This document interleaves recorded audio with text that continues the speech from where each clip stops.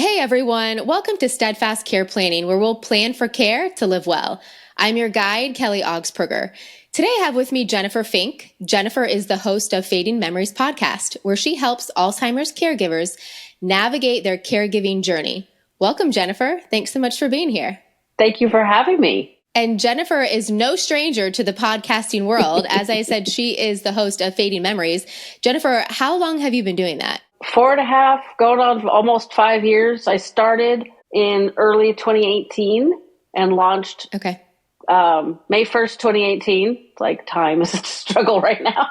Yeah. So yeah, I'm almost up to 300 episodes, which blows my mind because I keep thinking I'll run out of topics to talk about. Not when it comes to caregiving and dealing with Alzheimer's, right? There's so much material there to discuss. Mm-hmm. And I want you to share with our listeners, give us a brief history of your experience with caregiving and even what really encouraged you to launch your podcast. Well, my mom had Alzheimer's disease for 20 years. My dad did the primary heavy lifting of caregiving. He was very resistant to having my sister and I help, which I still to this day do not understand. When he passed away in March of 2017, I became the primary person responsible for mom. And when I visited her in the care home, my mom really preferred to basically sit around and shoot the breeze, which is fine. Chatting, that's cool. Except she'd ask me the same question every 2 minutes. So what have you been up to lately? And I was smart enough to know. I would tell her, because I would visit her Mondays after my Rotary meeting. So I would tell her, oh, it's Monday. And I went to the gym this morning and did spin. This was back in the old days when we actually went to gyms. Yeah. And then she'd ask me again and I'd say, oh, it's Monday. So I went to Rotary. Okay. And then a third time, so then I would tell her who the speaker was at Rotary. And then I would tell her, oh, it's Monday, so I came to visit you. And then like the fifth time I'd put all of the things together and then I'd be out of information to tell her. And being the daughter, I felt very funny about making stuff up, just going with whatever. And you couldn't really ask her questions because you'd be like, oh, well, it's Monday and I went to Rotary and had a really nice sandwich or whatever we had for lunch that day. What have you been up to? Oh, the same old, same old. And that'd be the end of it. And be like, well, that didn't help. Right. So being the curious person that I am, I'm like, okay, let's read some books. Let's do some internet research. There's got to be a better way to do this than what I'm doing. I didn't have answers then. So I'm like, there's got to be a better way. I read books, which is very challenging. I'm a reader, but those are not the kind of books you just rip through. I did a lot of internet research and all of the standard, take old family albums and reminisce about the old days. Yeah, she didn't recognize any of us. Even my sister is brown hair, chocolate brown eyes, olive complexion, skinny. I'm the opposite. So it's just like, you would think that when you'd say, well, isn't the blonde one your daughter? Oh, I don't know. Like, dear God, and that's painful to hear, but, like mentally you understand it, but your heart is like, crying. And what else did I tried the music interaction. It was like, this is killing me. Like I am doing all this research and all, reading. I'm doing all the quote right things. One day I'm driving to the gym. I had a podcast I was listening to at the time that literally took the amount of time it took to get to the gym. And they were talking about using podcasts to promote your business. And I'm like, well, duh, I need to find a podcast for Alzheimer's caregivers or dementia caregivers. And I went home and I looked and there was one. I'm like, well, okay, better than zero. And unfortunately, for better or worse, it wasn't my cup of tea. So I'm like, well, I can do this because I cannot be the only family caregiver experiencing this problem or not relating to this other person's podcast. And caregivers are busy, like parents of children are busy. You don't have time to sit there and read a whole volume of books. And there's many more books that are much better these days than there were back in 2017, 2018. Right. And to me, this is the ideal way to learn things. You get to, listen to a podcast while you're vacuuming the floor. You kill two birds with one stone. I listen to podcasts all the time. Right. It's crazy. So that is how Fading Memories was born. Very, very cool. Jennifer, can you tell us some specific challenges that you think caregivers of cognitive impairments face and how people can best deal with these challenges? I think, well, there's many, unfortunately. Stigma is a huge one. And fortunately, for better or worse, again, because there are more younger caregivers, more millennials taking care of parents or grandparents, they are much more open about the struggles and the journey and all of that. When I started my show, I was very, very cautious about what I shared of my mom, of videos or pictures. And nowadays I see stuff where it's like, really? Like, why are you putting that on there? You know? So, and it's interesting because the older generation, like the boomers, they have a tendency to be a little bit horrified by all of this sharing. And then there's me, the Gen Xers, who are like kind of in between. And then the baby boomers and the Gen Z are like everything on the internet. So it's definitely a generational thing. But I think sharing has been very beneficial because people have built communities like on Instagram and, you know, they support each other. But a lot of people don't want to talk about what's going on with their loved ones. Their loved ones don't want you to tell. People don't understand, so they back away from you because, you know, it's really challenging when, you know, somebody that you've known for 20, 30 years is asking you the same flipping question every 10 minutes or, you know, they don't remember your name. And until you've been, I don't want to say trained, but until somebody's explained to you, like, this is the best way to interact with my loved one, you know, just do X or do Y and don't ask some of these questions because it can be challenging and can trigger a negative reaction. You know, we have to be open to learning how to deal with people who are neurodivergent is the right word. Because a lot of this also applies to dealing with people with autism, which I don't even get into on my show because it's like, that's not my area. The other problem is there is not enough support. You know, if you're working and you're trying to take care of a parent and they call you every, you know, 3 or 4 times an hour and you're trying to get your work done and you're trying to, you know, appease them or comfort them or deal with a problem they think they're having or they are having, or they get, you know, they wander out of their house and they get lost and now you've got to leave work. I mean, you're just literally ripped into 2. And if you're taking care of, you know, you're still raising children, now you're ripped into 3. So there's many people that leave the workforce prematurely.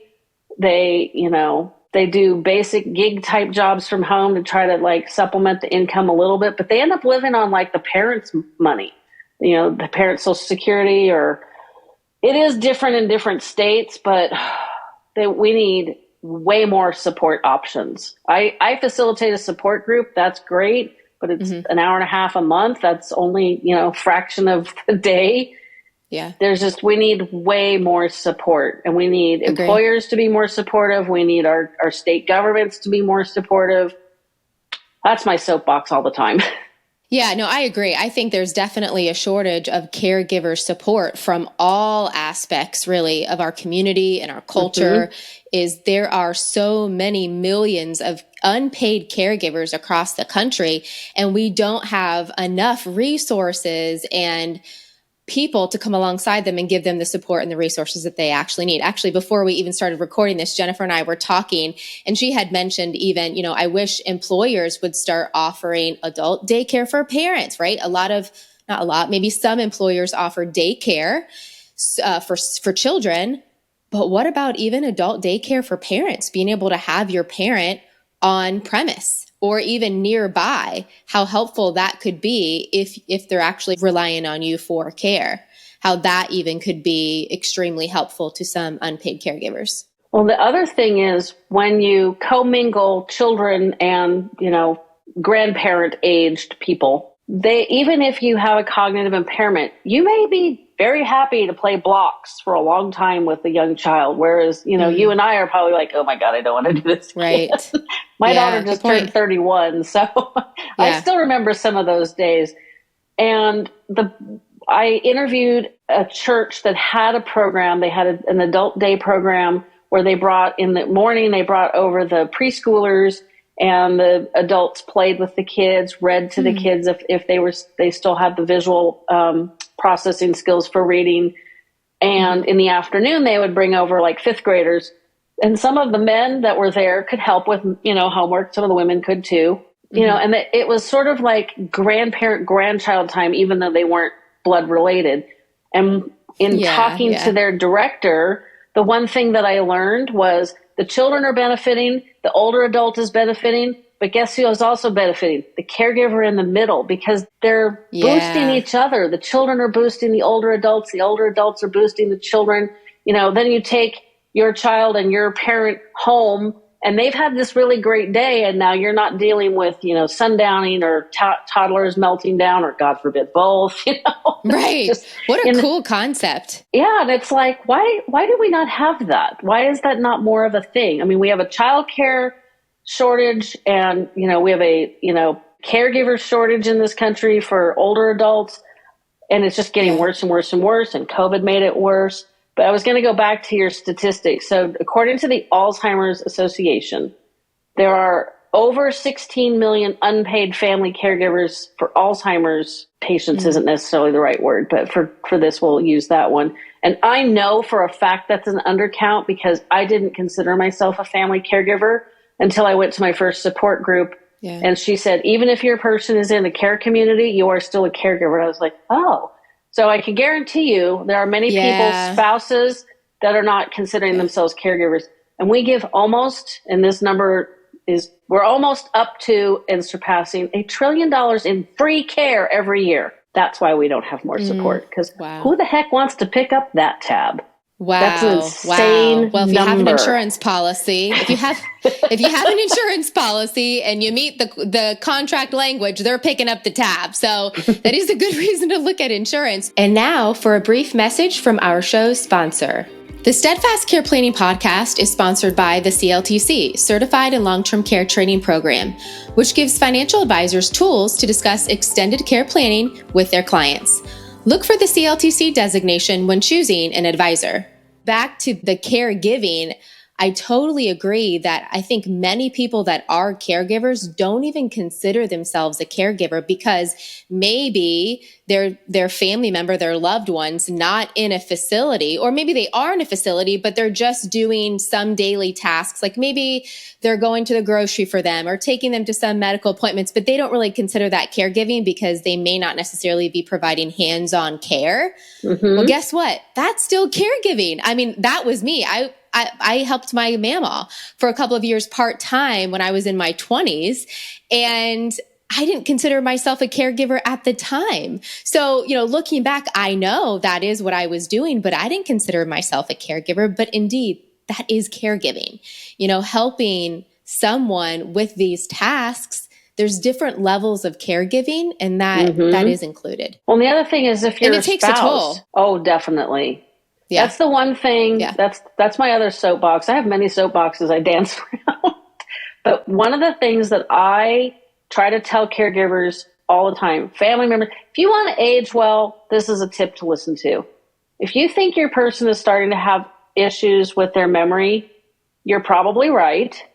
Pay attention, start making notes. Like my husband, I think because he was basically off of his feet for weeks, and now he's not. And I think he's running around and he's trying to do all the things he couldn't do. He keeps repeating stories to me, and it's freaking me out, because obviously I have a very negative history with repetitive stories.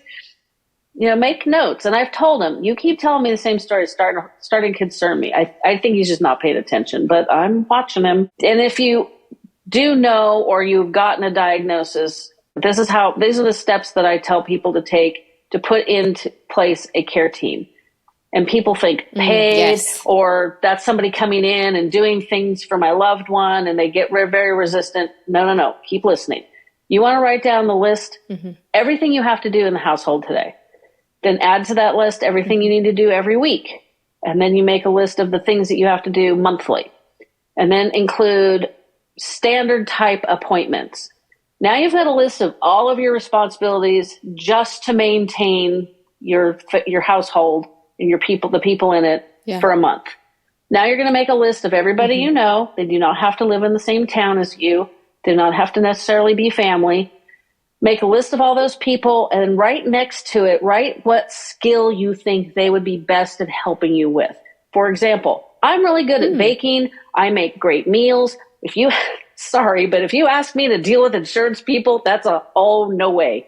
I do not do That's a different person. That is my husband.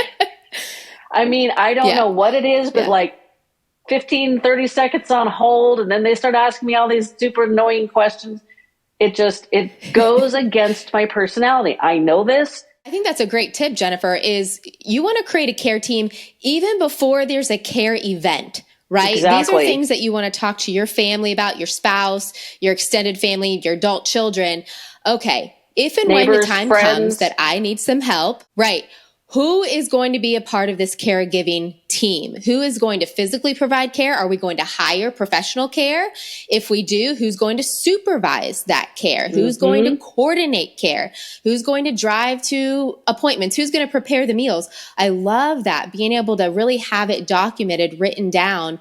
This is our game plan. Everyone needs a plan for extended care. I think regardless of any other thing, right? That may or may not include insurance, but everyone needs a plan for extended care, and having this document will help in that caregiving continuum. Well, it does two things. One, you are not trying to make arrangements in an emergency. I've been there. Not fun. Yeah.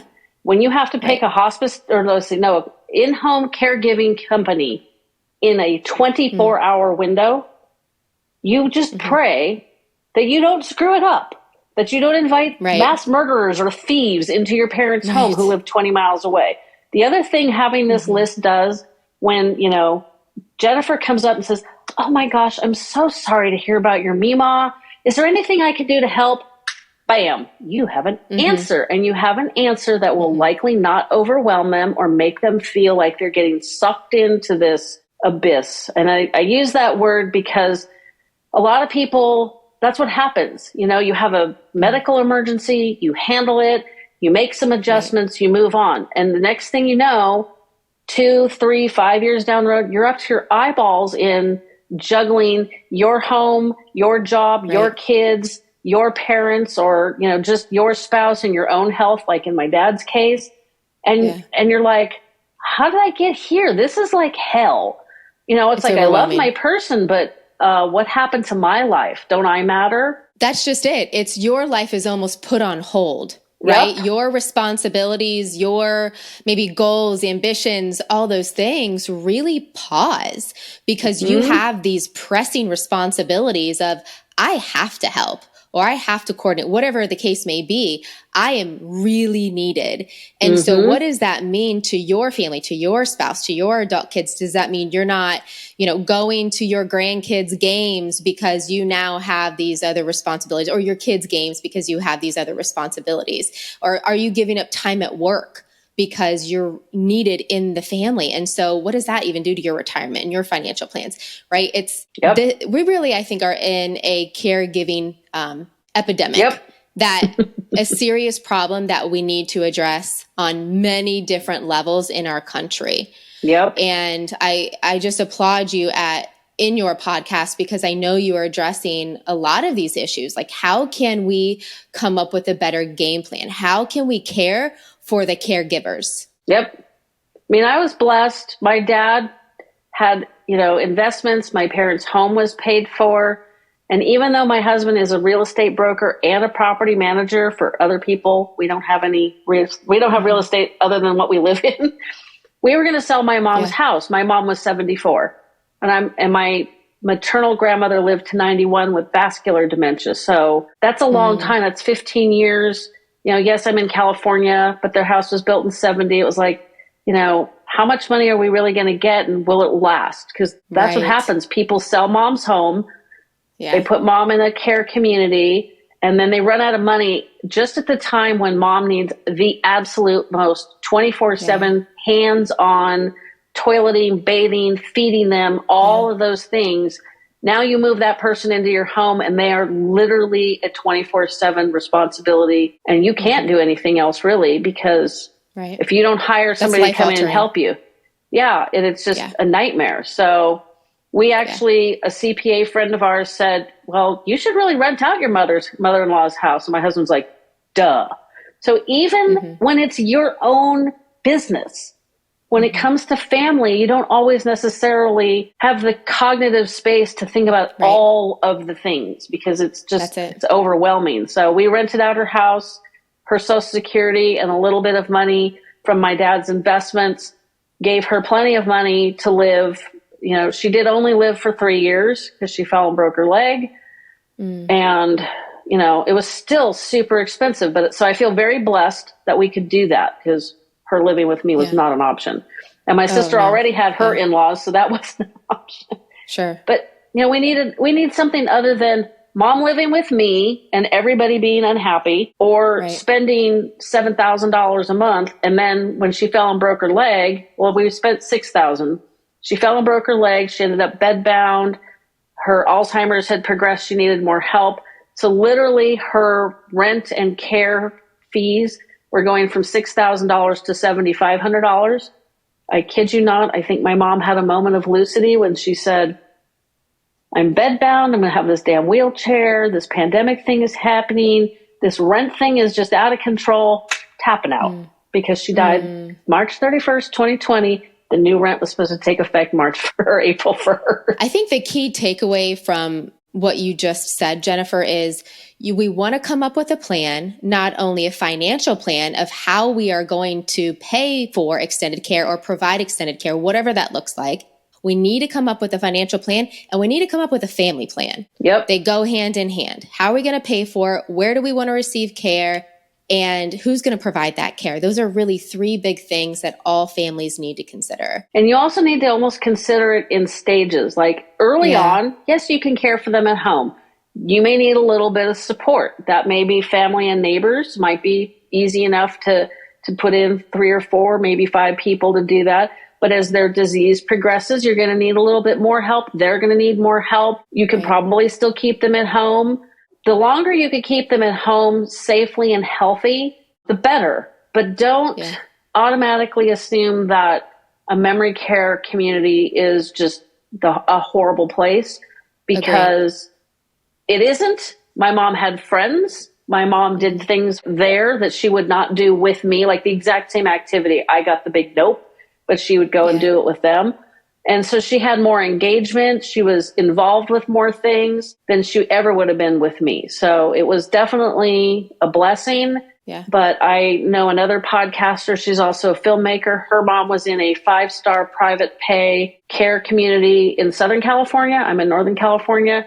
They gave her mom a medication that it's like an antipsychotic that just overnight made her bedbound. And my friend Susie, the filmmaker, has made a film called No Country for Old People based on her mom's experiences. So even a good care home, you know, there's just like I said, we need more options. You got to do your research. Yeah, you definitely need to do your research. Everyone's situation is different. What might be really great for one person, one family, is not necessarily going to be the right fit for another person. So really working with professionals, you know, that are facility locators or home care agencies to figure out, care coordinators, what's the best plan for each person, I think is really critical.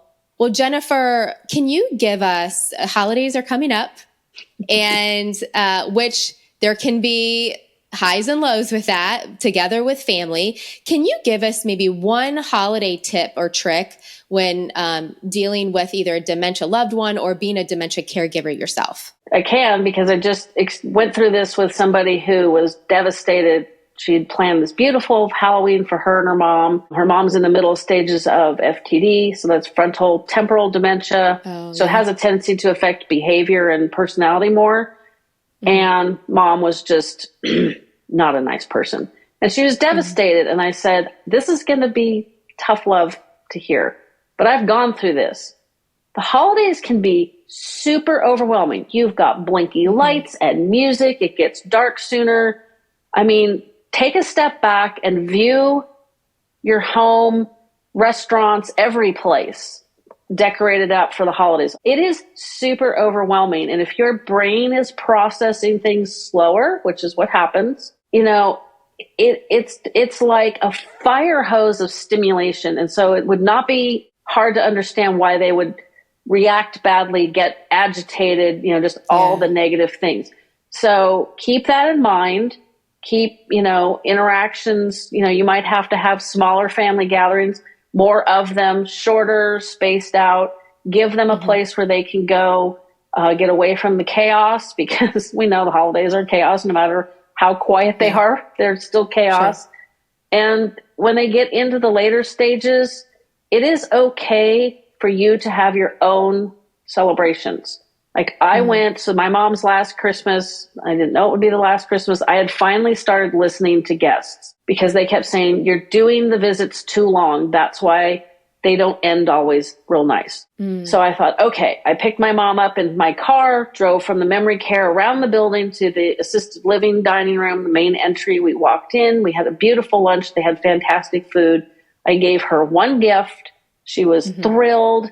We had a nice conversation. I put her back in my car, drove back around the building, escorted her into the memory care, gave her a big hug, told her I loved her. Wonderful memory, right? And then I could have Christmas with my family and friends and not feel guilty because my mom did not know it was Christmas.